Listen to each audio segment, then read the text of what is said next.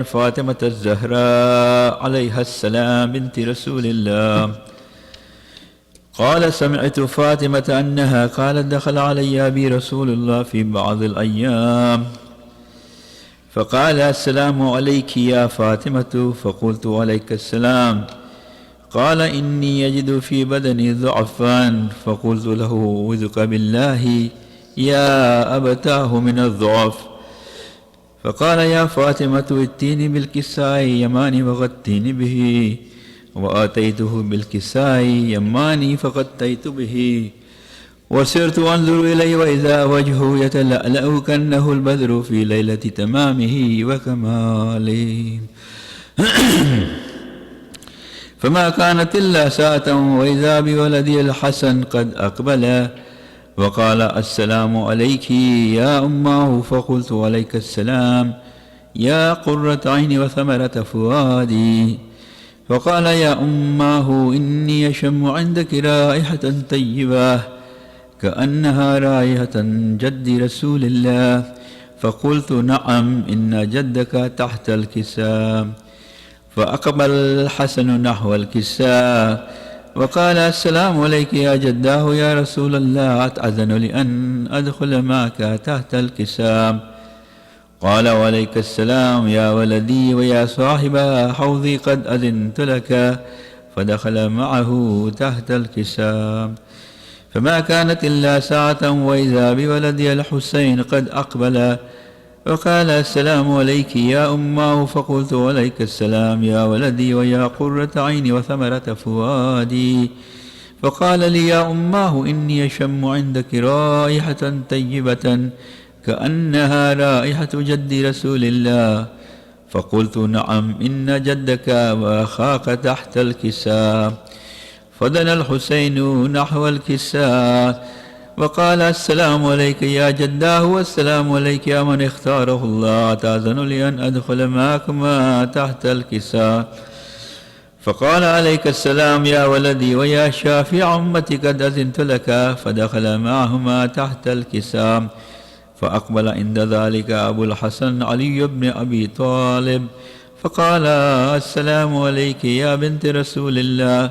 فقلت: عليك السلام يا أبا الحسن ويا أمير المؤمنين. فقال: يا فاطمة إني أشم عندك رائحة طيبة كأنها رائحة أخي وابن عم رسول الله. فقلت: نعم، ها هو مع ولديك تحت الكساء. فأقبل علي نحو الكساء وقال: السلام عليك يا رسول الله، أتأذن لأن أكون معكم تحت الكساء؟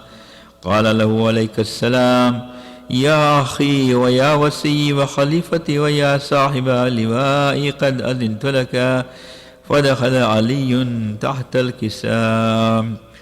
ثم أتيت نحو الكساء فقلت: السلام عليك يا أبتاه يا رسول الله، أتأذن لي أن أكون معكم تحت الكساء؟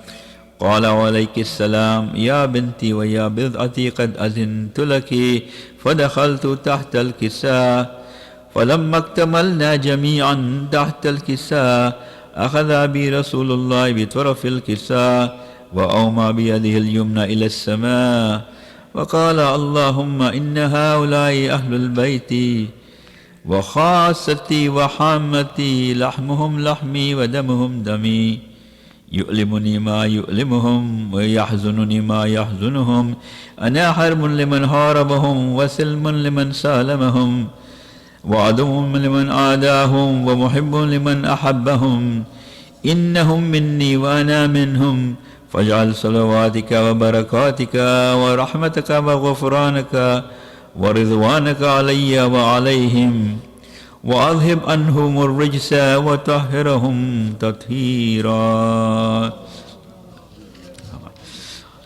وقال الله عز وجل: يا ملائكتي ويا سكان سماواتي، إني ما خلقت سماء مبنية ولا أرضا مدحية ولا قمرا منيرا ولا شمسا مضية ولا فلكا يدور ولا بحرا يجري ولا فلكا يسري إلا في محبة هؤلاء الخمسة الذين هم تحت الكساء. فقال الأمين جبرائيل يا ربي ومن تحت الكساء؟ فقال عز وجل هم أهل البيت النبوة معدن الرسالة، هم فاطمة وأبوها وبعلها وبنوها. اللهم صل على محمد وآل محمد. فقال جبرائيل يا ربي أتأذن لي أن أهبط إلى الأرض لأكون معهم سادسا؟ فقال الله نعم قد أذنت لك. فهبط الأمين جبرائيل وقال السلام عليك يا رسول الله. العلي الأعلى يقرئك السلام ويخصك بالتحية والإكرام ويقول لك وعزتي وجلالي إني ما خلقت سماعا مبنية ولا أرضا مدهية ولا قمرا منيرا ولا شمسا مضية ولا فلكا يدور ولا بحرا يجري ولا فلكا يسري إلا لأجلكم ومحبتكم، وقد أذن لي أن أدخل معكم فهل تأذن لي يا رسول الله؟ فقال رسول الله وعليك السلام يا أمين وحي الله إنه نعم قد أذنت لك. فدخل جبرائيل معنا تحت الكساء فقال لي أبي إن الله قد أوحى إليكم يقول إنما يريد الله ليذهب عنكم الرجس أهل البيت ويطهركم تطهيرا. اللهم صل على محمد. قال علي لأبي يا رسول الله أخبرني ما لجلوسنا هذا تحت الكساء من الفضل عند الله. فقال النبي صلى الله عليه وآله والذي بعثني بالحق نبيا واصطفاني بالرسالة نجيا ما ذكر خبرنا هذا في محفل من محافل أهل الأرض وفيه جمع من شيعتنا ومحبينا إلا ونزلت عليهم الرحمة وحفت بهم الملائكة واستغفرت لهم إلى أن يتفرقوا. فقال علي عليه السلام إذن والله فزنا وفاز شيعتنا ورب الكعبة.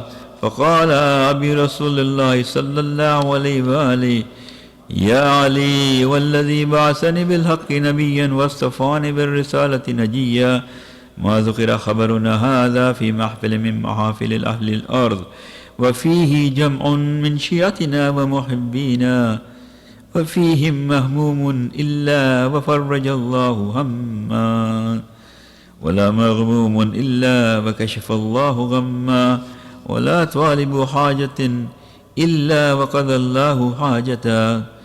وقال علي عليه السلام إذن والله فزنا وسعدنا وكذلك شيعتنا فازوا وسعدوا في الدنيا والآخرة ورب الكعبة.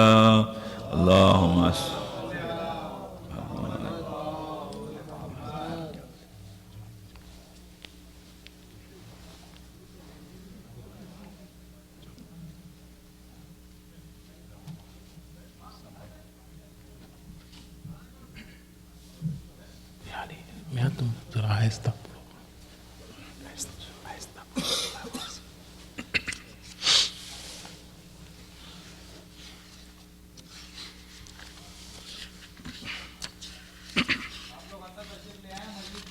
صلوات اللهم صل على محمد وآل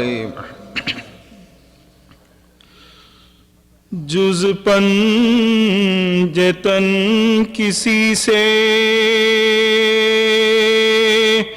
تولا نہ چاہیے غیر از خدا کسی کا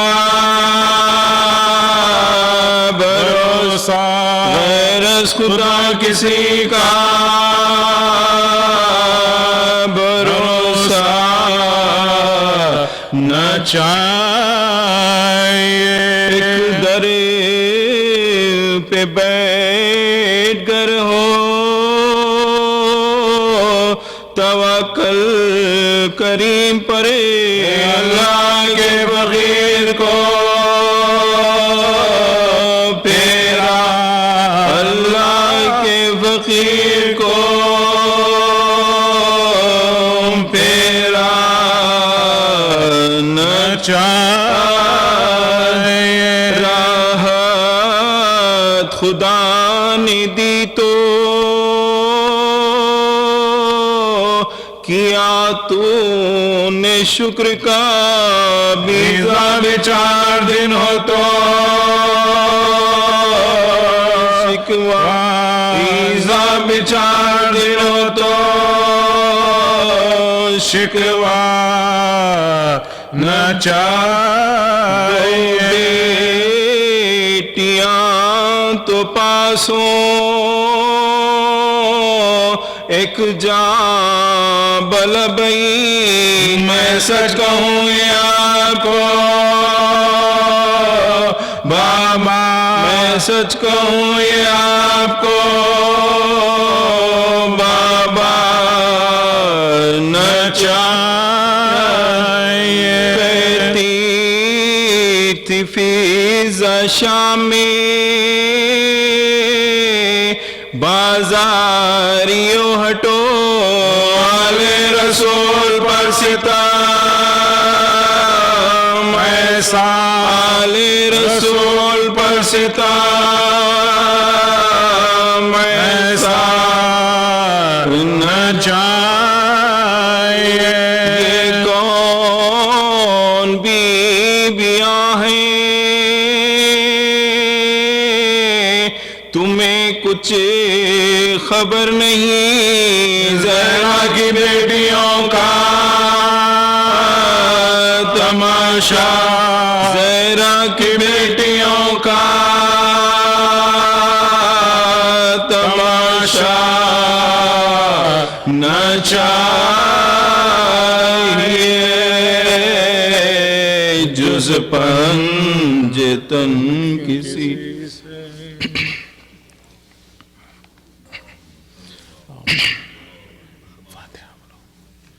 فاتحہ اللہم صلی اللہ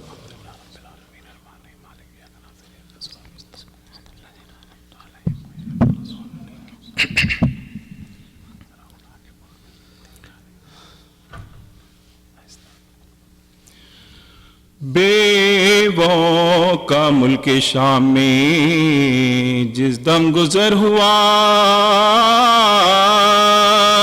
زانوں پا جھکے شرم سے اونچا نہ سر ہوا فرتے حیا سے جسم پسینے میں تر ہوا ہر سو ہجوم دے کے ٹکڑے جگر ہوا ہر سو ہجوم دے کے ٹکڑے جگر ہوا پھر کر تمام کوچو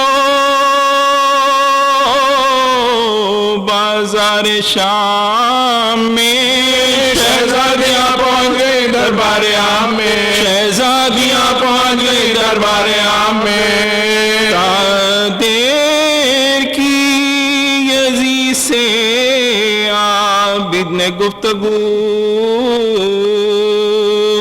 رویا کیے جھکائے ہوئے سر کو سبدو محجوب ہو کے تخت سے اٹھا سیاہ رو داخل ہوا محل میں بدتوار تندخ داخل ہوا محل میں بدتوار تندخ اپنے گھروں کو روسیے سب شادمان گئے زندہ کو اہل بیت امام زمان گئے زندہ تو اہل بیت امام زمان گئے بیٹھے اسیر ظلم اندھیرے میں ننگے سرے ڈرے ڈرے کے دیکھتی تھی سکینہ ادھر ادھرے تھے کسی قدر تھکے ہوئے سجاد خوشیاں گرتے ہی دستوں پاکی نہ مطلق رہی خبر گرتے ہی دستوں پاکی نہ مطلق رہی خبر جاگے تھے رات بھر جو بہت سست ہو گئے دیوار پر بخار میں سر رکھے سو گئے دیوار پر بخار میں سر رکھے سو گئے پانوں سے دم بدم یہ سکینہ کا تھا بیان ایسا مکان ہے کہ ہوا تک نہیں دیکھو گی کس طرح سے بھلا شکل آسمان ہے زمین تک نظر آتی نہیں ہے زمین تک نظر آتی نہیں اما سبھاؤں کی جان خدا ہی بچائے گا شب کو بھی کیا چلا جلایا نہ جائے گا شب کو بھی کیا چلا جلایا نہ جائے گا ایسی ہی تیرگی ہے تو بس ہو چکی حیات میں جانتی ہوں آج کی شب کو شب وفات صوتے تھے لے کے سینے پا بابا تمام رات عادت میری بگاڑ گئے شیخ صفات عادت میری بگاڑ گئے شیخ صفات جب شمع گل ہوئی ہے تو گھبرا کے روئی ہوں اما بھلا کبھی میں اندھیرے میں سوئی ہوں اما بھلا کبھی میں اندھیرے میں سوئی ہوں آنکھوں سے آنسو پہنچ کے سمجھا رہی ہے ماں لو چپ رہو کے بیٹھے ہیں در پر نگاہ باں صدقے ہو ماں کا لور ٹہر جائے گا مکان نکلا ہے چاند آئے گی اب چاندنیاں نکلا ہے چاند آئے گی اب چاندنیاں جھونکے ہوا کے بھی کوئی ساتھ میں آئیں گے واری ہم اپنی گود میں تم کو سلائیں گے واری ہم اپنی گود میں تم کو سلائیں گے ماں بیٹی میں یہاں تھی غم انگیز داستان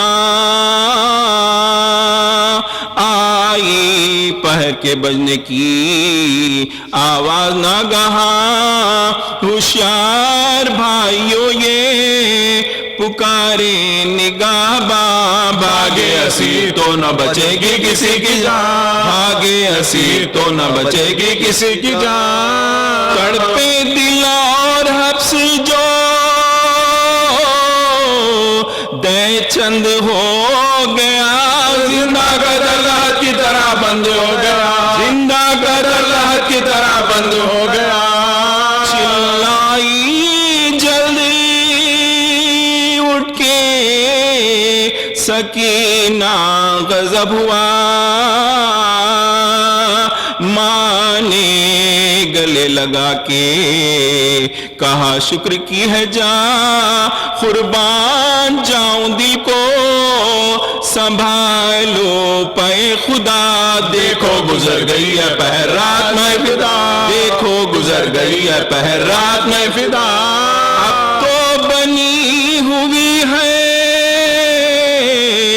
خدا پر نظری کرو صبح جس طرح سے وہ بیٹی بسر کرو صبح جس طرح سے وہ بیٹی بسر کرو تدبیر مانے کی پے تزکیہ جب جا اس رات کی طرح سے بڑا دم بدم تاب رونے میں کٹ گئی جو سکینہ کو نصف شام ناچاروں کے گود میں لیٹی وہ خوش لقا ناچاروں کے گود میں لیٹی وہ خوش لقا سستی کمال خاطرے نازک پچھا گئی باتیں جو مانے کی تو ذرا نیند آ گئی باتیں جو مانے کی تو ذرا نیند آ گئی سوئی تھی کوئی دم کے بندہ آنسوں کا تار دیکھا یہ خواب آئے ہیں سلطان نامدار پھیلائے ہاتھ ڈھونڈتی اٹھی وہ دل فگار بار جھک جھک کے دیکھتی تھی ہر ایک سمت بار بار جھک جھک کے دیکھتی تھی ہر ایک سمت بار بار کہتی ہے غضب کا اندھیرا ضیاء نہیں بابا کدھر کھڑے ہو مجھے سوچتا نہیں بابا کدھر کھڑے ہو مجھے سوچتا نہیں کیسا بھرام یتیم کی باتوں پناہ گرے روتے تھے پاسباں بھی منہ ڈھانپ ڈھانپ کرے ناگاہ گئی یزید کو اس حال کی خبر مچھلی ہوئے دختر سلطان بہروبر مچھلی ہوئی ہے دختر سلطان بہروبر فریاد کر رہی ہے عجب استرار ہے بابا کو دیکھنے کے لیے بے قرار ہے بابا کو دیکھنے کے لیے بے قرار ہے لے جاؤ فرخ شاہ یہ بولا سیاہ رو لے کر سر حسین روانہ ہوئے دو تھی راہ میں چمک سرے انور کی 400 زندہ کے پاس جا کے جو دیگے سوانے بو زندہ کے پاس جا کے جو دیگے سوانے بو سیدانیوں میں حشر ہوا صف الٹ گئے زندہ کے در سے آ کے سکینہ لپٹ گئے زندہ کے در سے آ کے سکینہ لپٹ گئے خوشی خوشی کھڑی ہوئی تھی سکینہ لگایا اتنے میں واوا جو ادھر آئی گلوں کی باس پھیلی ضیاء حسن شہنشاہ حق شناس روشن ہوا مکان جو مدس تھا روشن ہوا مکان جو مدس تھا کوڑے حرم حسین کی تسلیم کے لیے سجاد کھڑے ہوئے تعظیم کے لیے سجاد کھڑے ہوئے ناظم کے لیے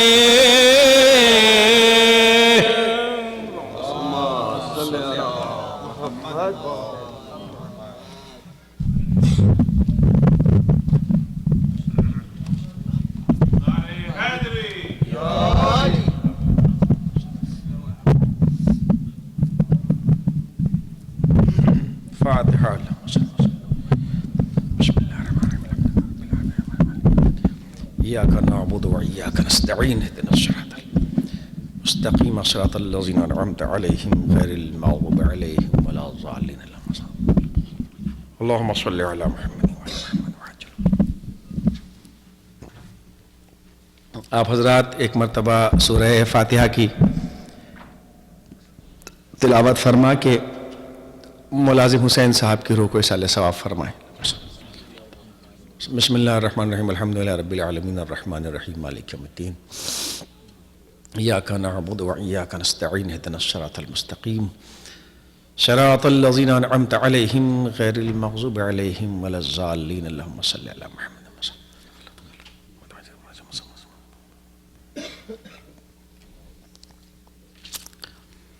لا حول ولا قوة الا باللہ العلی العظیم. بسم اللہ الرحمن الرحیم. حسبنا اللہ ونعم الوکیل نعم المولا ونعم النصیر. الحمد للہ رب العالمین الحمد للہ الذی لا يبلغ مدحته القائلون. الحمد للہ کما هو اہلہ الحمد للہ علی کل حال. والصلاة والسلام على اشرف الانبیاء والمرسلین وخاتم النبیین المخاطب بطه وياسين الملقب برحمة للعالمين وآله الطيبين الطاهرين المعصومين المظلومين ولعنة الله على أعدائهم أجمعين من يومنا هذا إلى قيام يوم الدين. أما بعد فقد قال الله سبحانه في محكم كتابه المجيد وقوله الحق. بسم الله الرحمن الرحيم. انما یرید اللہ لیذھب عنکم الرجس علی البیت ویطہرکم تطہیرا. صلوات. عزیزان محترم اور دوستداران عزیز، قرآن مجید کے محترم، مقدس اور ناقابل فراموش الفاظ کے ساتھ کہ ہمیشہ شب جمعہ میں الحمدللہ میں جس آیت کریمہ کو سرنامہ کلام قرار دیتا ہوں، یوں تو سلسلہ کلام 3 دن سے دوسرے موضوع پر تھا، یعنی 2 دن میرا موضوع تھا بسم اللہ الرحمن الرحیم کی تشریح اور تفصیل، اور اسی ضمن بات چل رہی تھی. یعنی اس کے بعد سورہ الحمد، یعنی کل جو گزر گیا تیسری مجلس میں میرا موضوع تھا الحمدللہ رب العالمین اور سورہ الحمد سے متعلق کچھ چیزیں. اس کے بعد الرحمن الرحیم یعنی رحمت پروردگار، یعنی الحمد کی تیسری آیت آج موضوع ہونا تھی، لیکن میں نے بہرحال آیت وہ نہیں پڑھی، اور حسب معمول چونکہ شب جمعہ تھا اور اس میں حدیث قصہ کی فضیلت ہے اور ہمیشہ یہ آیت پڑھی جاتی ہے، اس لیے میں نے یہ چاہا کہ اس تسلسل کو برقرار رکھا جائے. اس لیے کہ اسلام کا مقصد ہی یہ ہے کہ ہمارے قلوب کو پاکیزہ بنایا جائے اور انسان کو نجاست سے نکال کر اور طہارت کی طرف لایا جائے. جیسا کہ سورہ جمعہ میں ارشاد رب العزت ہے کہ هو الذی بعث فی الامیین رسولا منہم یتلو علیہم آیاتہ ویزکیہم ویعلمہم الکتاب والحکمہ وان کانوا من قبل لفی ضلال مبین. کہ هو الذی، کہ وہ پروردگار، کہ بعث، جس نے بھیجا ہے فی الامیین، امی لوگوں کے اندر، رسولا، ایک رسول. اس کا کام کیا ہے؟ منہم یتلو علیہم آیاتہ، جو آیتوں کی تلاوت کرے، ویزکیہم، اور ان کو پاکیزہ کرے. اور پہلے جب پاکیزہ بنا لے، یعلمہم الکتاب والحکمہ، اس کے بعد ان کو کتاب کی اور عقل کی تعلیم دے. اس کا مطلب کہ عقل بھی ایک ایسی چیز ہے کہ جس کی تعلیم دی جاتی ہے. حکمت کے معنی عقل کیا ہوتے ہیں؟ یعنی استعمال عقل کی تعلیم دے کہ جب تم کو علم آ جائے تو تم عقل کو کیسے استعمال کرو. اور عزیزان محترم، یعنی یہ طہارت ہر انسان کا مقدر نہیں ہوا کرتی کہ ہر آدمی کو طہارت مل جائے. طہارت کے لیے شرط یہ ہے کہ وہ صاحبان آیت تطہیر سے تمسک اختیار کرے، اور ان کے لیے نجاست کا تصور خود ایک نجاست ہے. یعنی انسان جس وقت یہ سوچے کہ نعوذ باللہ یہ طہارت کے راستے سے الگ ہے، تو وہ سمجھ لے کہ وہ اسی لمحے طہارت کے راستے سے الگ ہونا شروع ہو گیا ہے. اسلام کا مقصد ہی یہ ہے کہ وہ انسان کو باہر سے پاک کرے اور اندر سے پاک کرے. شب جمعہ کی مجلس میں جیسا میں اکثر عرض کرتا ہوں آپ کے سامنے کہ، اور جو موضوع کیا ہوتا ہے کہ اخلاقیات کے انسان اخلاقیات کے ذریعے اپنے نفس کو سدھارتا رہے،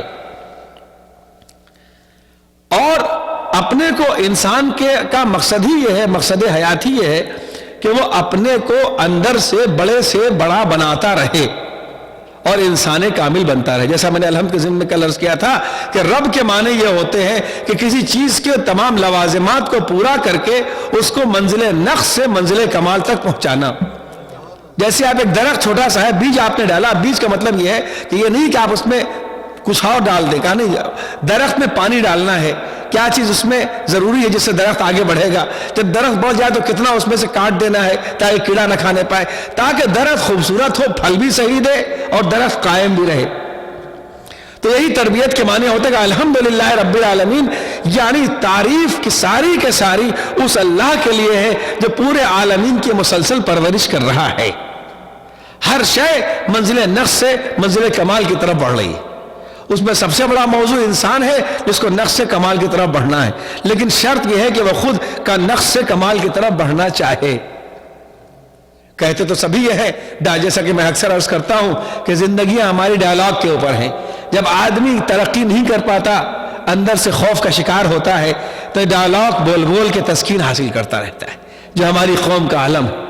خوبصورت ڈائلاگ بول لیے، تسکین کر لی، اپنے نفس کی یعنی اپنی انا کے گنبد میں ٹکرا ٹکرا کے جیتے ہیں اور سمجھتے ہیں کہ ہم میدان میں جی رہے ہیں. اپنی انا کے گنبد میں چرخی کی طرح گھوما کرتے ہیں، سمجھتے ہیں کہ ہم آفاق میں جی رہے. اپنی انا کے دربے میں مرغی کے طریقے سے پھڑپھڑاتے رہتے ہیں، سمجھتے ہیں ہم ستاروں پہ اڑ رہے ہیں. اپنے انا کے کمرے میں اپنے یعنی بیوقوفوں کی جنت میں خوش رہتے ہیں, سمجھتے ہیں کہ ہم عرش اعظم کے اوپر پہنچ گئے ہیں. یہ ترقی نہ کرنے والی کی ہی علامتیں ہوا کرتی ہیں کہ وہ اپنے دائرے میں ڈال, جیسا کہ آپ سنتے ہیں ہر آدمی, ارے کیا کرے فلاں صاحب ہمارے ہاں, ہم بھی انجینئر ہیں وہ بھی انجینئر ہے, لیکن آپ جانتے ہیں کہ جلن تو ہے ہی ہے, وہ ہم سے جلتے ہیں اس لیے کہ ہم آگے بڑھ گئے. میں نے ان پہ احسان کیا تھا, مولا نے ہی تو فرمایا ہے کہ جس پہ احسان کرو اس کے سر سے ہوشیار رہو. ہم نے احسان کیا صاحب جانتے ہیں, وہ جلن حسد تو دنیا میں ہے ہی ہے, فلاں صاحب ہم سے جلتے ہیں, فلاں صاحب ہم سے حسد کرتے ہیں.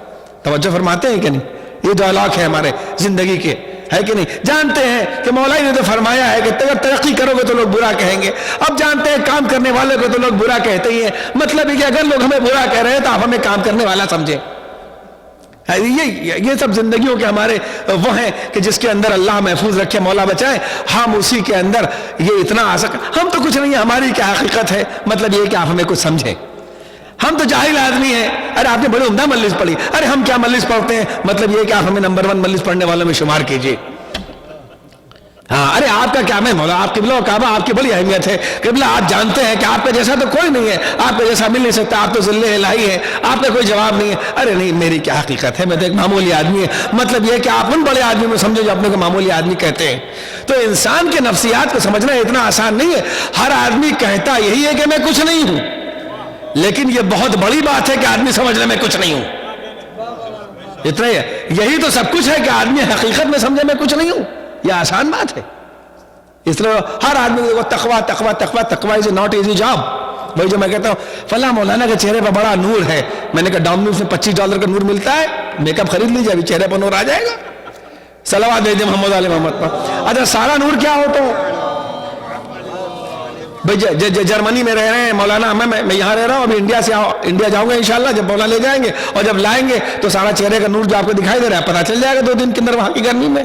جب تکلیف ہوگی کہ مولانا آپ دبلے ہو گئے, سارا نور غائب ہو گیا اتنی جلدی, سراسی دھوپ لگی نور غائب ہو گیا. تو مطلب یہ کہ ہم کچھ نہیں ہے, یہ سمجھنا آسان بات نہیں ہوتی ہے. یہ آخری منزل ہے.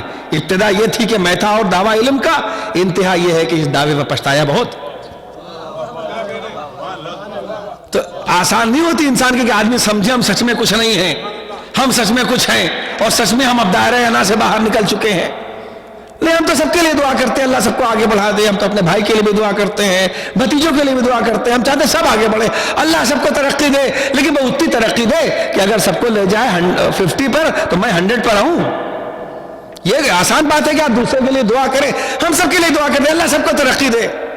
فلاں صاحب مولانا فاضل صاحب فلاں صاحب نے بڑے اچھی مجلس پڑھی, ارے کیا کہنا صاحب بہت عمدہ مجلس پڑھتے ہیں, فلاں صاحب نے جو اشرا پڑھا, فلاں صاحب نے ویکینڈ پڑھا. لیکن فاضل صاحب سوچ یہی رہے کہ جتنی اچھی پڑھیں لیکن لوگ ان کو مجھ سے نمبر 2 سمجھے, مجھے نمبر 1 ہی سمجھتے رہے.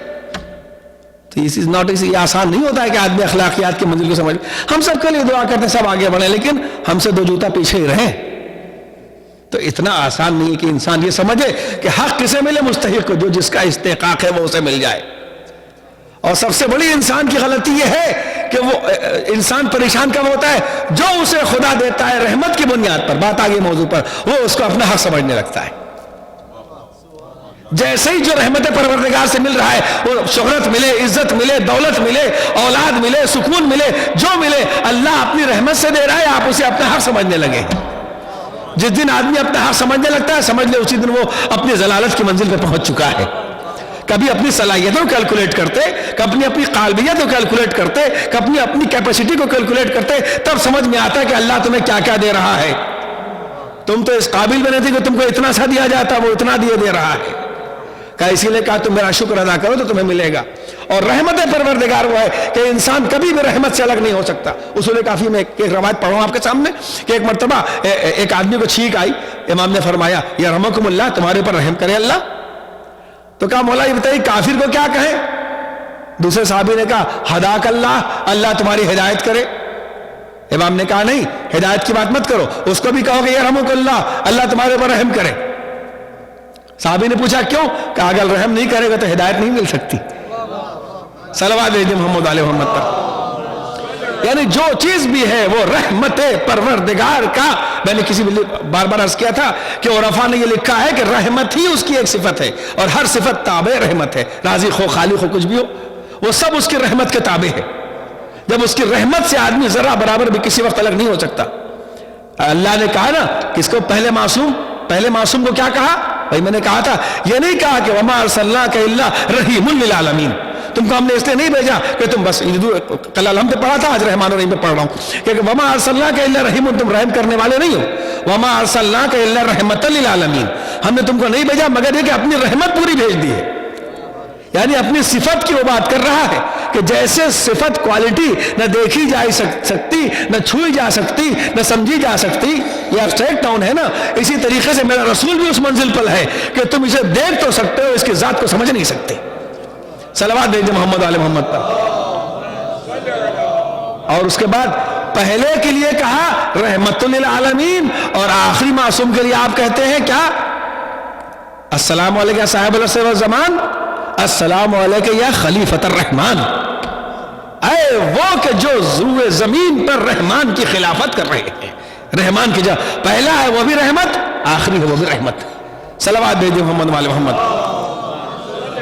اور آپ دعا میں پڑھیں گے کہ امیر المومنین کو کہو، دعاؤں کا کن بنا رحیمن یا امیر المومنین، دعاؤں کا فقرہ ہے، آپ میرے لیے مجسم رحمت بن جائیے اے امیر المومنین، یہ اس کی رحمت ہے. اگر اس کی رحمت ذرا برابر بھی الگ ہو جائے، کہا رب عاملنا بفضلک ولا تعاملنا بعدلک، اپنے فضل و کرم سے ہمارے اوپر عمل کر، اپنے عدل سے نہ کرنا. اور اس کی رحمت اتنی ہے، روایتوں میں یہ ہے کہ اگر پیغمبر کے پاس ایک آدمی آیا بہت گناہگار تھا، وضو کی 2 رکعت نماز پڑھی، پیچھے پیچھے آ رہا ہے نماز پڑھ کے، کہا کیوں آ رہا ہے، کیوں میرے پاس آ رہا ہے؟ کہا کہ میں اس لیے آ رہا ہوں آپ کے پاس کہ میرے گناہ بہت ہے کہ اتنا معاف کرا دیجیے. کہا ابھی تو تم نے وضو کیا تھا، ابھی تو 2 رکعت نماز پڑھی تھی میرے ساتھ. کہا پھر اس لیے کہ جب تو نے وضو کر لیا اور اس کے بعد نماز پڑھ لی، پھر تجھے یہ کیوں خیال پیدا ہوتا ہے کہ ابھی میرے کوئی گناہ پچھلے باقی ہوں گے؟ جب اس کا سجدہ کر لیا تو سمجھ لے کہ سارے گناہ معاف ہو گئے. کہ جب آدمی وضو کرتا ہے تو اسے گناہ معاف ہو جاتے ہیں. غسل جمعہ کرو، غسل جمعہ کرنے کی غسل جمعہ کی تاکید یہ ہے کہ جو غسل جمعہ، حدیثیں پڑھ رہا ہوں مسلسل، جو غسل جمعہ کر لے گا گویا کہ وہ آج ہی اپنی ماں کے بدن سے پیدا ہوا ہے. کہ جب غسل جمعہ کرو تو یہ بھی نیت کرتے ہیں پروردگار جس طرح میرا جسم اس پانی سے پاک ہو رہا ہے اسی طریقے سے میرے روح کو گناہوں سے پاک کر دے. اور جب غسل جمعہ کر لو گے تو یوں گناہوں سے یوں پاک ہو جاؤ گے کہ جیسے آج ہی ماں کے پیٹ سے پیدا ہوئے ہو. کہا کوئی کسی مومن کا جنازہ جا رہا ہے، اگر اس کو تمہیں کاندھا دینا ہے تو اگر تم نے ایک مرتبہ بائیں پھر بایاں پچھلا حصہ پھر دائنا حصہ، کہ پچھلا حصہ پھر آگے جا کے اگر یوں کر کے یوں ختم کر دیا، جیسے یوں بنتا ہے انگلش کا، اگر یوں تم نے کاندھا دے دیا اس ترتیب کے ساتھ تو بس جیسی چوتھی مرتبہ بایاں کندھا لگاؤ گے لگتے ہی اللہ تمہارے سارے گناہوں کو معاف کر دے گا اور یوں پاک کرے گا جیسے اپنی ماں کے پیٹ سے آج ہی پیدا ہوئے ہو. یہ کیا ہے؟ یہ رحمت کی بار بار تاکید کی. چھوٹی سی دعا پڑھ لو رمضان میں، گناہ تمہارے معاف ہو جائیں گے. اسی لیے ہر دعا میں سب سے زیادہ جو لفظ ریپیٹ ہوتا ہے وہ ہے یا ارحم الراحمین. ارے کم سے کم یہ تو سوچا ہوتا ہے کہ وہ کتنا چاہتا ہے کہ میری رحمت سے الگ نہ ہو. اس لیے کہ اگر آپ جوڑیے قرآن مجید میں 114 سورے ہیں، ایک سورے میں بسم اللہ نہیں ہے، ایک سورے میں 2 مرتبہ بسم اللہ ہے، بسم اللہ ہو گئی 114. اب 114 مرتبہ بسم اللہ آئی، اللہ نے رحمت کا مشتق 2 مرتبہ استعمال کیا، ہر سورے سے پہلے رحمان اور رحیم، تو 2 مرتبہ رحمت کا استعمال کیا. یعنی سورہ 114 اگر درمیان سورہ کے رحمان اور رحیم نکال دو، صرف بسم اللہ کا جوڑ دو تو 228 رحمان اور رحیم ہے. ہر سورے میں ڈبل، یعنی دہنے بھی رحمت بائیں بھی رحمت، اس کی رحمت ہی رحمت ہے. وہ کہہ رہا ہے سب کرنا میرے رحمت سے مایوس نہ ہونا. کہا گناہ کبیرہ نہیں ہے، گناہ کبیرہ کی فہرست میں آیت اللہ دستغاد میں لکھا ہے، تمام علماء نے لکھا ہے کہ گناہ کبیرہ صرف نہیں، رحمت سے مایوس ہونا شرک ہے. کہ تم اس کی رحمت سے مایوس ہو، تم پر رحم نہیں کر سکتا. یعنی بس ایک فقرہ آج کا چوتھی مجلس کا تحفہ سمجھ کے لے جائیے. اللہ کیسا ہے یہ آپ کو پتا ہے؟ یہ کسی کو پتا نہیں اللہ کیسا ہے. یہ آج کا بطور تحفہ لے جائیے. ہر آدمی کا اللہ ویسے ہے جیسا وہ سمجھتا ہے. بات ختم. آج کا تحفہ یہی ہے آپ کے لیے. ہر اللہ کیسا، ہر آدمی کا اللہ ویسے ہی ہے جیسا وہ سمجھتا ہے. ہم سب اگر ہم نے یہ سوچا ہمارا پروردگار بھی یہ بچے کیسے پلیں گے، معصوم کی پیش نمازی چھن جائے گی یا کوئی ہٹا دے گا تو میرے بچے کیسے پلیں گے، اللہ سوچے گا اتنا ہی ہو. آیت اللہ خمینی نے سوچا میرا اللہ اتنا بڑا ہے کہ ساری دنیا کو میرے قدموں میں جھکا دے گا، اللہ نے ویسے ہی ان کے ساتھ کیا. کوئی آدمی سوچتا ہے کہ اللہ سے چونی مانگو، کوئی سوچتا ہے کروڑ روپیہ مانگو. تو جو بھیا یہ آج کا تو ہر آدمی کا اللہ ویسے ہی ہے جیسا وہ سمجھتا ہے. بس یاد رکھیے جیسی طاقت تم اس کو سمجھو گے ویسا وہ تمہارے ساتھ ہے. توجہ کیا آپ نے؟ جب ایسا ہی ہے تو اب یاد رکھیے اللہ کو جتنا انسان سمجھے کہ اسی لیے کہلوایا جائے اللہ اکبر کہو بار بار، تو اس کی رحمت سے آدمی الگ نہیں ہے.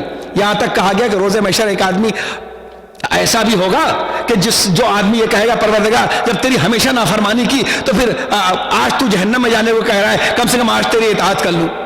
فرشتوں کو چھوڑ کے زحمت دے رہا ہے، فرشتوں کو زحمت دینے کی ضرورت نہیں ہے، میں خود جہنم کی طرف چلا جاتا ہوں. کہا پروردگار کہے گا اس کو احساس ندامت ہو گیا، اس کے گناہوں کو معاف کر دو. ایک ایک چیز پہ گناہ معاف ہوں گے، اس لیے کہ جب اس سے غضب شروع ہوگا تو اگر میں عذاب بیان کر دوں تو دنیا کے سارے ظالموں کو، ظلم کو اگر سمیٹ لیا جائے تو اس کا ایک حصہ نہیں ہو سکتے کہ جو وہ عذاب نازل کرے گا، میں بیان نہیں کر سکتا. اسی لیے پہلے رحمت کے آخری میں، مطلب یہ نہیں سوچیں کہ میں اسے ظلم کہہ رہا ہوں، وہ ظلم نہیں ہے اس کا، یعنی تکلیف اور اذیت کے اس میں مشترک ہے کہ اس تکلیف اور اذیت کو سوچ نہیں سکتا کوئی. میں نے کہا نا اللہ نے دنیا میں سب پیدا کیا ہے، آگ نہیں پیدا کی ہے، یاد رکھیے گا. آج کو آگ ہے ہی نہیں دنیا کے اندر، اس نے آگ نہیں پیدا کی ہے، اس لیے کہ آگ اضافی چیز ہے جو کسی چیز کے ٹکرانے سے نکلتی ہے. آگ کسی کو ٹکرا، ماچس کو ٹکرائی تو اس میں آگ نکلتی ہے، آگ کا خود وجود نہیں پایا جاتا. لیکن جہنم وہ ہے جس میں اوریجنل آگ موجود ہے. بھئی یہ کتنا کافی ہے، بیچ میں الگ سے موضوع. جہنم وہ ہے جس میں اوریجنل آگ موجود ہے، جو آگ ہوگی اصلی آگ، وہ آگ اس دنیا میں نہیں ہے، یہ تو چیزوں سے نکلتی ہے آگ، کوئی میٹر نہیں ہے آگ. لیکن جہنم میں آگ ہو، اس لیے کہا گیا اس کا اللہ نے ایک چھوٹا سا نمونہ ہر چیز کا یہاں رکھا ہے. یہ موضوع ہے اپنی جگہ، اسی میں آگ بھی ہے کہ اب جب بخار آئے تو سمجھ لو کہ جہنم کی آگ میں سے ایک آگ ہے بخار، جو اللہ بتاتا ہے کہ جہنم کی آگ ایسی ہوتی. جو بخار آتا ہے نا 1.5 1.3 چھوٹا سا، وہ کئی لاکھ کروڑ سے اس کو آپ ضرب کر لیجئے، وہ جہنم کی آگ ہوگی. اسی لیے شہزادی کون نے دعائے نور تعلیم کی ہے کہ بخار میں دعائے نور پڑھو، اس لیے کہ نار کو نور ٹھنڈا کرتا ہے. تو بہرحال تو کہا میری رحمت آخری وقت تک، جب رحمت ختم ہو جائے گی تو پھر رحم کا کوئی سوال نہیں پیدا ہوتا. کہ ہر وقت معلوم کرنے عذاب، کہا ایسے ایسے اس رحمت ہے اس کی. کہا نماز پڑھ لو بس سمجھو کہ اللہ تمہارا نماز غفیلہ پڑھ لو، تمہارے گناہ معاف کر دیے گئے. توجہ کیا آپ نے؟ کہا قرآن پڑھ لے آدمی، قرآن پڑھ لے، تلاوت کرے، پتوں کی طرح گناہ جھڑ جاتے ہیں آدمی کے، پتوں کی طرح گناہ جھڑ جاتے ہیں جس وقت آدمی تلاوت قرآن میں کلام پاک کرتا ہے. لیکن یہ الگ بات ہے کہ ہماری راہوں کی بدقسمتی ہے کہ ہم ہر چیز کے اوپر تو سمجھ لیتے ہیں. اگر کوئی پڑھ دے کیا کہنا مولانا کل سے ہم غسل جمعہ کریں گے، آپ ہی نے تو یہ کہا کہ غسل جمعہ کر لو تو گناہ سارے دھل جاتے ہیں. میت اگر ہو گئے تو جنازے کے اوپر تو ہم جنازے کو اگر کاندھا دیں گے جلدی سے دوڑ کے دیں، مولانا نے کہا تھا گناہ معاف ہو جائیں گے، 2 رکعت نماز پڑھ لو تو گناہ معاف ہو جائیں گے. نہ کوئی سب پوری دنیا میں یہاں جائیے، کراچی جائیے، حیدرآباد جائیے، لاہور جائیے، الہ آباد جائیے، لکھنؤ جائیے، یہ سب عزاداری کے مراکز ہیں جہاں جہاں کے بعد آپ پڑھیے، ہر لوگ تمام لوگ خوش ہو کے جائیں گے، عمل شروع کر دیں گے. لیکن بدقسمتی یہ ہے کہ ہمارا نفس اتنا گندا ہو چکا ہے کہ اگر ایک بار پڑھ دیجئے کہ حسین پر آنسو بہانے سے جنت ہو جائے گی تو سب آستینے چڑھا کے اعتراض کرنے لگتے. ارے تم کو نہیں معلوم کہ وہ سب کے سب گناہ اسی وقت معاف ہوں گے جب حسین پر ہوگے، ورنہ غسل جمعہ زندگی بھر سمندر میں اپنا بدن بھی گلا دو گے، محبت حسین نہیں ہے تو غسل جمعہ کیا 7 دن کا غسل کرو گے تب بھی گناہوں سے معاف نہیں ہوگا تمہارے. صلوات دے محمد آل محمد پر. اور چاہے تم کسی عالم کو بھی کانا دو گے، محبت حسین نہیں ہے تو کسی کو کانا دیا کرو، تمہارے کوئی گناہ معاف نہیں ہوں گے. اس لیے کہ یہ عمل ہے، جب یہ ہم نے تھوڑی کہا ہے، کوئی ہم کہہ رہے ہیں، یہ تو امام نے فرمایا من بکا علی الحسین وجبت لہ الجنہ، جو حسین پر روئے اس پر جنت واجب ہے. من بکا علی الحسین وابکا و تباکا وجبت لہ الجنہ، کہ جو حسین پر روئے یا رونے کی طرف طبیعت کو مائل کرے یا رونے کو یا لوگوں کو رلائے تو اس کے پر جنت واجب ہے. یہ سمجھ میں کیوں نہیں آتی کہ رونے سے جنت واجب ہے؟ رونا اتنا آسان نہیں ہے، یہ بھی ایک معجزہ ہے. آپ رو رہے ہیں اتنے دنوں تک، اور 8 ربیع الاول کا پھر مجلس ہوتی ہے، ایسا آتے ہیں جیسے تازگی موجود ہے. ہم نے کوئی مجلس کی نہیں تھی 2 مہینے 8 دن، کوئی کہتے ہی نہیں کہ اتنی مجلس کر چکے. تو یہ بہرحال بات تھی رحمت پروردگار، اس کی رحمت ہر وقت انسان کے اوپر سایہ کیے ہوئے کا ہر وقت طلب کرو کہ وہ پروردگار ہمیں اپنی رحمت عطا فرما، تو رحیم بن جا. تو ہمارے اوپر ہر اب اگر رحمت دیکھنا ہے تو ائمہ معصومین کی زندگی میں دیکھو تو معلوم ہوگا کہ رحمت کیا ہے. ہمارے ائمہ کے کردار دیکھیے، دشمنوں کے ساتھ کیا کردار ہے، دوستوں کے ساتھ معلوم ہوتا ہے کہ یہ مجسم رحم بنے ہوئے. اس کے بعد اللہ نے کیا، الحمدللہ رب العالمین الرحمن الرحیم مالک یوم الدین، سے کل وعدہ تھا اس کو پورا کر دو. قیامت کے دن کا مالک ہے. کیا آج مالک نہیں ہے؟ آج کہاں مالک ہے؟ آج مالک ہوتا تو صبح اٹھ ہی نہ پاتے، نماز نہ پڑھتے تو کہتا ملک الموت کو بھئی روزی کا فرشتہ صبح آتا ہے. کہا صبح کے وقت، یعنی صبح کے وقت کی کوئی معمولی اہمیت نہیں. میں آپ کو بتا دوں کہ کوئی معمولی بات نہیں ہے. کوئی آدمی، جو آدمی، اللہ نے حدیث میں یہ ہے کہ اگر صبح کے وقت آدمی، اگر مومن بھی صبح کے وقت نہیں اٹھے گا تو اس کو روزی نہیں ملے گی.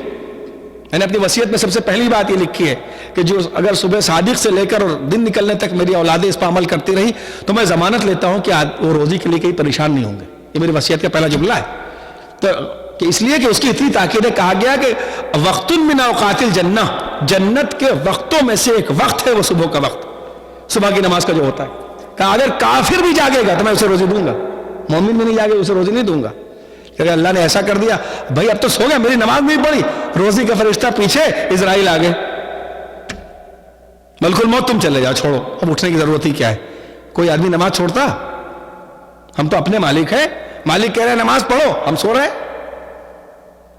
تو آج وہ مالک نہیں ہے, یاد رکھیے گا, آج کوئی مالک نہیں ہے, قیامت کے دن مالک ہوگا. آج اس نے ہم کو اپنے نفس کا مالک بنایا ہے. چاہو تو سو, چاہو تو اٹھو, چاہو تو مجلس میں آؤ, چاہے نہ آؤ, چاہے تو روزہ رکھو, چاہے نہ رکھو, آج سب تم اپنے مالک ہو. بس اسی میں نے کل وعدہ کیا تھا کہ الحمد کے اوپر بات چل رہی تھی کہ مالکیت میں نے ملکیت یعنی owner, you are owner of yourself, تم اپنے آپ کے خود مالک ہو. You are owner of your eyes, you are owner of your hands, اگر اپنے ہاتھ کے خود اونر ہو تم اس کے, اب تم جو چاہو کرو, تمہارا اختیار ہے. لیکن بس اتنا سوچ لو کہ قیامت کے دن پھر ان سب پہ ہمارا اختیار ہو جائے گا. اب آپ استعمال کریے جہاں چاہیے استعمال کریے. بس اتنا فرق ہے, اگر آج تم نے ہمارے کہنے کے مطابق تھوڑی سی زندگی میں استعمال کر لیا اپنی انا کو نکال کر, تو پھر قیامت کے دن تم جیسے چاہو گے استعمال کرو. اور اگر آج تم نے اپنے مطابق استعمال کر لیا تو ہمیشہ کے لیے پھر جیسے ہم چاہیں گے. تو اس دن جب روزے میں کاش تم کو اختیار دے دیا, یہ تو انسان کا نام ہے, یہ تو اختیار ہے. سورج بیچارے کی عبادت, اس کی تو عبادت یہ ہے کہ جس وقت کہہ دیا صبح 6:30 نکلنا ہے, وہ بیچارہ 6:30 کے اوپر نکل کے موجود ہے. اور کہہ دیا کہ 5:30 اس کو سن سیٹ ہے, کہ اس وقت ڈوب گیا. چاند کے لیے کہہ دیا تجھ کو 29 کو نکلنا ہے, نکل آیا. سورج کو کہہ دیا ڈوبنا ہے, وہ کہہ دیا کہ اتنے ڈوبنا ہے, وہ ڈوب گیا.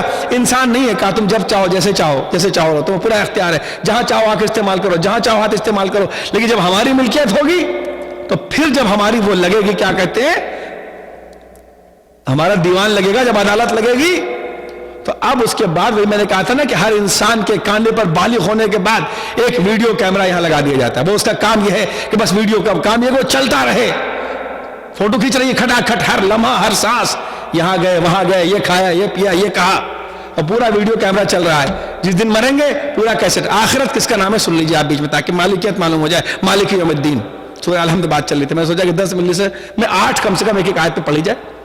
کہا مالک کہاں, کہا آج تم مالک ہو. اور کہا یہ ٹھیک ہے, ویڈیو کیمرہ چل رہا ہے. اب آپ جیسی آدمی مرا, ویڈیو کیسٹ اللہ کے پاس رکھ دیا گیا. اب اس دن آپ کو نکالا جائے گا اور کہا جائے اب آؤ, اب تم خود فیصلہ کرو کہ تم کیا کر رہے ہو. اب اسکرین پر اپنا ویڈیو دیکھنا ہے, یہ آخرت. اور خالی ویڈیو نہیں, وہاں گواہ کیا ہوگی, وٹنس کیا ہوگی. ہاں یہ اس کا کرم ہے کہ برائی کا ویڈیو تو بند کر دیتا ہے, اچھائی کا ویڈیو لوگوں پہ لگا دیتا ہے. کہا نہیں ثواب جاتا رہے گا. کوئی فاتحہ پڑھے وہ بھی تمہارے ساتھ, کوئی تم کو اشارے ثواب کرے وہ بھی تمہارے ساتھ. کوئی گناہ تمہاری طرف سے نہیں کر سکتا, ثواب کر سکتا ہے. یہ بھی اس کی رحمت ہے, یہ بھی رحمت ہے. کوئی یہ نہیں کہہ سکتا کہ میں جوا کھیل رہا ہوں, فلاں صاحب کو اس کا عذاب جائے. میں غیبت کر رہا ہوں, فلاں صاحب کو اس کا عذاب جائے. کہا نہیں. اچھا اگر یہ کہو کہ میں نے فاتحہ پڑھا, میں نے نماز پڑھی, روزہ رکھا, اس کا ثواب جائے, کہا ہاں اس کا کیمرہ کھلا ہوا ہے. توجہ کیا آپ نے. اب وہ ساری چیزیں دکھا دی جائیں گی وہاں کے اوپر. اور گواہ کیا ہوگی, گواہ کوئی آدمی نہیں ہوگا. اب معلوم ہوا کہ دیکھ بھی رہے ہیں, ہاتھ بول بھی رہا ہے. اختیار سر مالک یوم الدین. ہاتھ خود کہے گا اس نے نامحرم کی طرف مجھے استعمال کی, پروردگار میری غلطی نہیں تھی, تو نے اس کے اختیار میں دیا تھا. وہ فوٹو بھی دیکھ رہے ہیں, اور ہاتھ میں یہ بھی ہوگا کہ تو نے دیا تھا, اس نے میری غلط استعمال کیا. آج میں تیرے اختیار میں ہوں. تو نے آنکھیں دی تھی, اس نے غلط استعمال کیا. تو نے پاؤں دیے تھے, اس نے غلط استعمال کیا. تو وہاں کے پر کیمرہ بھی چلتا رہے گا, اعضاء و جوارح بولتے بھی رہیں گے. ویسے یہ سب بات اللہ کی سمجھ میں نہیں آتی میرے. ہاں کیسے اعضاء و جوارح بولیں گے, آج ثابت کر رہا ہوں آپ کے سامنے. آج فنگر پرنٹ بول رہا ہے کہ نہیں بول رہا ہے. ہو سکتا ہے کہ کل بولنے بھی لگے. آج فنگر پرنٹس کیا ہے آدمی کے, آج کل پوری فوٹو ایک فنگر پرنٹ میں آتی ہے. آدمی اب بھی یقین نہیں کرے گا. خیر بات دوسری طرف نہ جائے کہ اب یہ میری رحمت ہے. اب آپ بھی پریشان ہوں گے اور میں آپ سے زیادہ پریشان ہوں. کہ آپ تو سمجھ رہے مولانا صاحب تو اتنی عمدہ نماز پڑھاتے ہیں کہ مزہ آ جاتا ہے، لیکن جب اچھا وہی اسکرین پر مصیبت یہ ہے کہ کوئی وہاں کے اوپر پکچر ہال نہیں ہوگا، کوئی ٹاکیز نہیں ہوگا وہاں کے اوپر، پورے اولین و آخرین ہر آدمی کی پکچر دیکھیں گے، سارا شہرت کی بھڑاس وہاں نکل جائے گی، شہرت کی بھڑاس وہاں نکل جائے گی ہماری، اولین و آخرین کے سامنے دکھایا جائے گا، سب دیکھیں گے۔ اسی لیے دعا پڑھتے نا، پروردگارہ مجھے روز محشر میں ایک دوسرا تحفہ اور لیتے جائیے آپ، اللہ کا ہے وہ میرا تحفہ تھا کہ اللہ ہر آدمی کا ویسا ہے جیسا وہ سمجھتا ہے، پروردگار ہمیں اپنی معرفت میں اضافہ فرمائے اہل بیت کے صدقے میں۔ دوسرا آج سن لیجئے کہ سرکار دو عالم، تاکہ آپ کو سرکار کی عظمت کا احساس ہو، سرکار دو عالم نے ایک مرتبہ کہا پروردگار روز محشر آیا ہے، دیکھیں اللہ اللہ ہے، خالق ہے، رسول خدا کا خالق، جس اہل بیت کی ہم فضیلت سنتے ہیں ان کا خالق ہے، اس کی وہ عبادت کرتے ہیں اہل بیت۔ پروردگار ساری امتوں کا کہ گناہوں کو تو روز محشر سب کے سامنے افشا کرنا، لیکن تو میری امت کے گناہ کو کسی کو نہ بتانا، ان کا حساب کتاب بند کمرے میں لینا۔ کہ پیغمبر نے دعا کی ساری امتوں کا حساب کتاب تو سب کے سامنے ہو جائے، لیکن میری امت کو ذلیل نہ کرنا، ان کا حساب کتاب ایسا لے کے علاوہ تیرے پروردگارہ تو ایسا لے کہ کسی اور کو پتہ نہ چلے، ذلت نہ ہو۔ دیکھیے اللہ جس کا اعلان کرنے آئے تھے، کہا اے رسول میں تمہاری امت کے گناہ کی اطلاع تم کو بھی نہیں کروں گا، علاوہ میرے اور گناہ کرنے والے کی کسی کو معلوم نہ ہوگا۔ اسی لیے گناہ کرنا بہت کم ہو جاتا ہے اگر آدمی گناہ چھپا جاتی ہے، نہ کہ آج صبح کی نماز نہیں پڑھ سکے، نہ کہیے آپ، یاد رکھیے گئے۔ تیسری بات بھی یاد کر لیں آپ شب جمعہ کے کبھی گناہ کرے آدمی، گناہ کرنا بہت کم گناہ ہو جاتا ہے اگر آدمی گناہ بتائے نہیں، کسی کو گواہ نہ بنائے، کسی کے سامنے نہ کرے، اور اگر چھپ کے کرتا ہے تو اللہ اس کے گناہ کو ضرور چھپائے گا، یاد رکھیے گا۔ وسعت العیوب گناہ کا کہنا، فاسق وہ نہیں جو گناہ کرے جتنا گناہ کرے، فاسق وہ ہے جو گناہ کو بتائے سب کے سامنے۔ اپنے گناہ کو ظاہر نہیں کرنا چاہیے، چھپا لے۔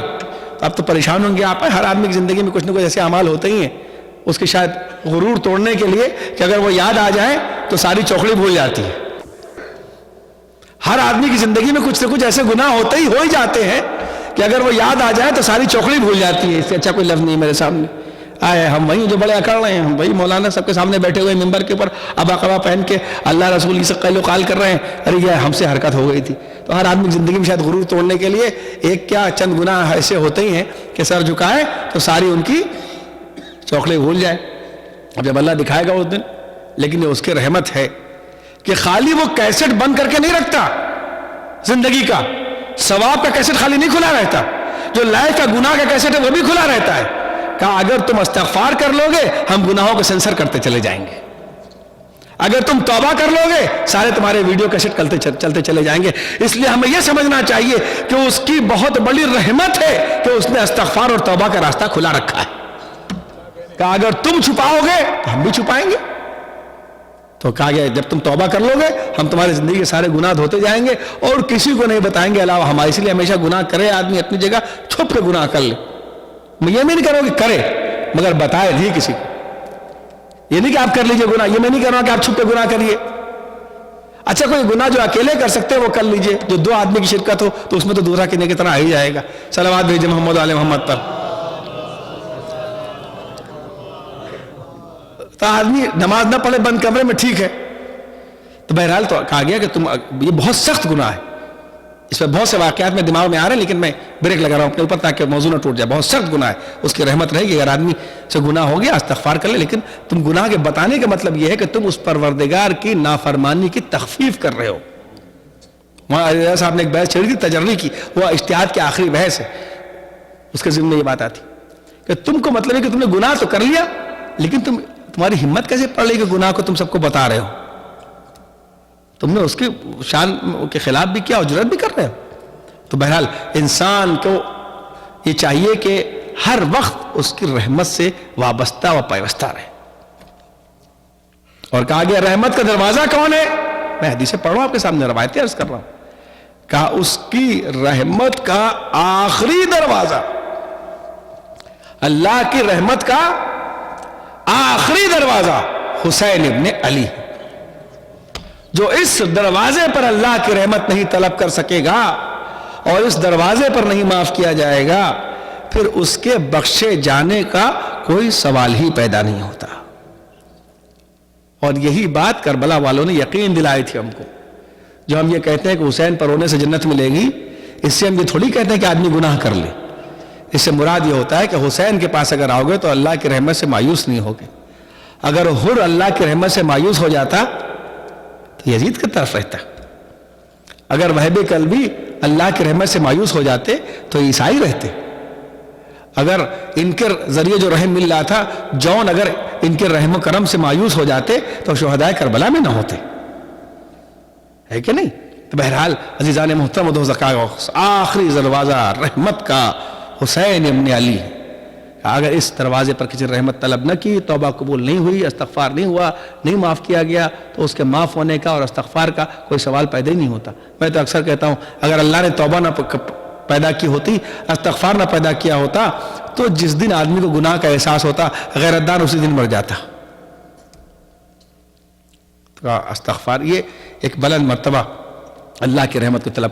اور شب جمعہ اور جمعہ کا اللہ کی رحمتیں اتنی نازل ہوتی ہیں کہ سمندر کی تہ میں جو مچھلیاں ہیں وہ بھی اللہ کی رحمت ان کے اوپر بھی آتی ہے، ذرے ذرے پر. شب جمعہ اور جمعہ کہا گیا کہ اللہ کی رحمت کو طلب کرو. تو سب سے بڑی اللہ کی رحمت یہ ہے کہ اس نے ہمیں غم حسین کی دولت عطا کی ہے، اس نے ہمیں محبت اہل بیت عطا کی ہے، اس نے محبت علی ابن ابی طالب عطا کیا ہے. پروردگار ہر چیز تو تیری عطا کی ہوئی ہے، اب تیری رحمت کو کیا طلب کریں؟ ہم طلب کریں گے لیکن جو تو نے دیا ہے وہ بھی تو ایک رحمت ہے. بقول غالب جان دی ہوئی اسی کی تھی. حق تو یہ ہے کہ حق ادا نہ ہوا. تو ہر چیز والاول والآخر والظاہر والباطن وهو على كل شيء قدیر. بس عزیزان محترم و دوستداران عزیز، کربلا کے بعد یہ اہل حرم کی مصیبتیں، زینب کی مصیبت، ام کلثوم کی مصیبت، سید سجاد کی مصیبت، قید خانے کے مصائب، اور کون کون سے مصائب آپ کے سامنے بیان کیے جائے. میں نے پہلے دن بھی دربار کے مصائب پڑھے، دوسرے دن بازار کے مصائب پڑھے، کل بھی قید خانے کے مصائب پڑھے. اس لیے کہ اہل بیت طاہرین کو قید خانہ بدل بدل کے دیا جاتا تھا. کبھی ایسا قید خانہ ہوتا تھا کہ اندھیرے میں پتہ بھی نہیں چلتا تھا کب کون سا وقت آیا اور کب گزر گیا. اہل حرم یہ کہتے ہیں کہ ہم تو قرآن پڑھ کر نماز کا وقت معین کیا کرتے تھے، اس لیے کہ اندھیرے میں پتہ نہیں چلتا تھا کب صبح ہوئی، کب شام ہوئی، کب دن آیا اور کب گزر گیا. اللہ اکبر. یا کبھی ایسا قید خانہ ہوتا تھا کہ جس کی چھت کھلی ہوتی تھی، دن کی دھوپ پڑتی تھی، رات کی اوس پڑتی تھی، اس قید خانے میں رکھا جاتا تھا. اللہ اکبر. اور اس میں سید سجاد بھی تھے، اس میں بچے بھی تھے. ہر کوشش کر لی یزید نے کہ کسی طرح یہ جھک جائیں اور یہ ہماری حکومت کو تسلیم کر لیں. اللہ اکبر. یہ کربلا کے اثرات ہیں دنیا کے اندر. کربلا کے اثرات نہ ہوتے تو نہ اسلام ہوتا، نہ انقلاب ہوتا، نہ دین ہوتا، نہ نام انبیاء و مرسلین پروردگار ہوتے. اللہ اکبر.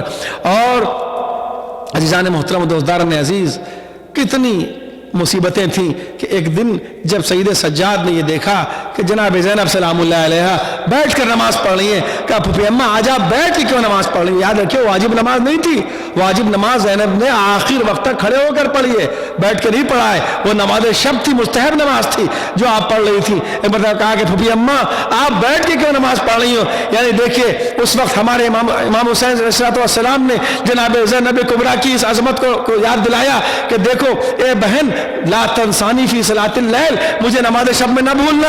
مطلب یہ تھا کہ دیکھو میری بہن ایسی ہے کہ ساری مصیبتیں گزر جائیں گی لیکن وہ نماز شب نہیں چھوڑے گی. اللہ اکبر.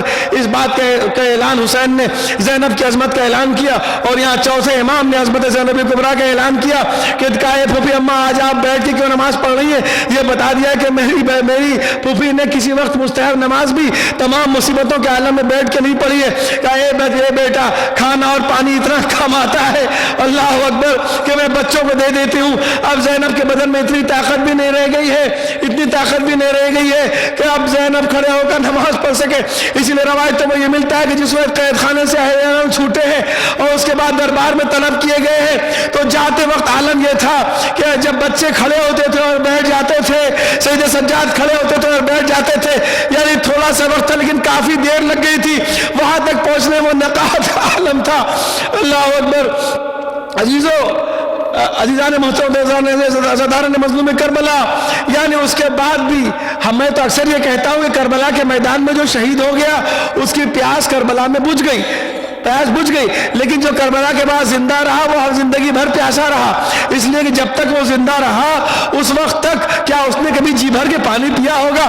صرف اپنی جان بچانے کے لیے پانی پیا ہوگا، اس لیے کہ شریعت نے جان بچانا واجب قرار دیا ہے، ورنہ کیا جب زینب کے سامنے پانی آتا ہوگا تو اپنے بھائی کی پیاس یاد نہ آتی ہوگی؟ کیا جب سکینہ کے سامنے پانی آتا ہوگا تو علی اصغر یاد نہ آتے ہوں گے؟ جب رباب کے سامنے پانی آتا ہوگا اپنا بچہ یاد نہ آتا ہوگا؟ ام لیلا کے سامنے جب پانی آتا ہوگا کیا علی اکبر یاد نہ آتے ہوں گے؟ اور انسان جو اس کے بعد جتنا جیا اس کے، اسی لیے جب کوئی پوچھتا تھا کہ یہ بتاؤ کہ مدینے میں زین العابدین کا گھر کون سا ہے، تو لوگ یہ کہتے تھے جس گھر سے کھانا پکنے کا دھواں نہ اٹھتا ہو سمجھ لینا کہ وہ زین العابدین کا گھر ہے، وہ اہل بیت کا گھر ہے۔ بھائیزان محترم، دو فقرے اور اپنی بات کو تمام کروں گا۔ اللہ اکبر، ایک مرتبہ دروغہ زندان نے یہ کہا کہ شکایت یہ موصول ہو رہی ہے، جناب سید سجاد کو بلایا اور کہا کہ شکایت یہ آ رہی ہے ہمارے حکام کی طرف سے کہ رات کو کوئی بی بی قید خانے سے باہر نکل جاتی ہے اور بین کر کے روتی ہے یا حسین کہہ کے روتی ہے۔ جناب زینب نے، سید سجاد نے کہا نہیں کوئی بی بی نہیں، لیکن دروغہ زندان کہتے کہ بار بار ہمارے پاس یہی شکایت آتی ہے کہ کوئی بی بی قید خانے کے پیچھے جا کے یا حسین کہہ کے دردناک آواز سے روتی ہے۔ ایک مرتبہ سید سجاد نے کہا ٹھیک ہے، جب رات کو